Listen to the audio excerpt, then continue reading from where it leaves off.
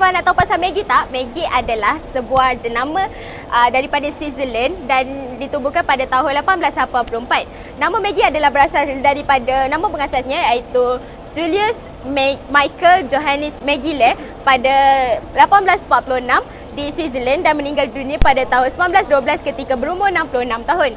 Beliau mewarisi kilang milik ayahnya. Pada awal tahun 1880-an, Julius Maggi mula bereksperimen untuk mencipta pelbagai jenis tepung baru.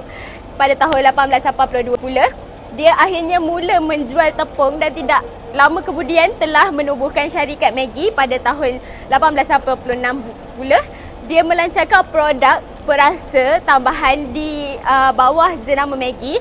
Dan pada ketika itu, beliau menyedari terdapat satu masalah besar yang dihadapi oleh para pekerja di kawasannya. Orang wanita yang secara tradisional menyediakan makanan untuk keluarga mereka semakin menghabiskan lebih banyak masa di tempat kerja seperti kilang dan kurang masa di dapur mereka.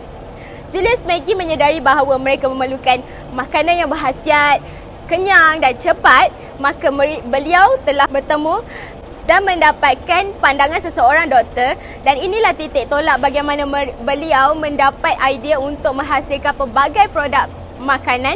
Dan Julius Maggi juga mempunyai minda usahawan yang mempunyai visi paling besar pada ketika itu untuk menghasilkan makanan dengan rasa yang sedap dan berkhasiat. Selain itu, beliau juga mahukan makanan dihasilkan mudah diperolehi oleh para pekerja yang sibuk bekerja dan wanita yang tidak sempat menyediakan makanan berkhasiat untuk keluarga di rumah. Pada ketika itu, seorang doktor yang bernama Dr. Fridolin Schuler percaya ada kaitan antara kekurangan zat makanan dan tahap penyakit yang tinggi dan kadar kematian bayi. Beliau adalah anggota Persatuan Kesejahteraan Alam Switzerland yang tujuannya adalah untuk memperbaiki kehidupan penduduk negara itu.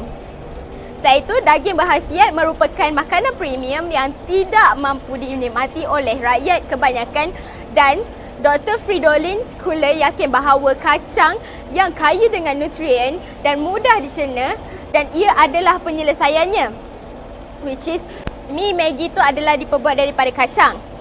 Julius Maggi mendapat inspirasi daripada pendapat Dr. Fridolin Schuler ini dan melihat potensi besar produk ini pada masa depan, lalu telah menghasilkan sejenis tepung baru yang diperbuat daripada kacang.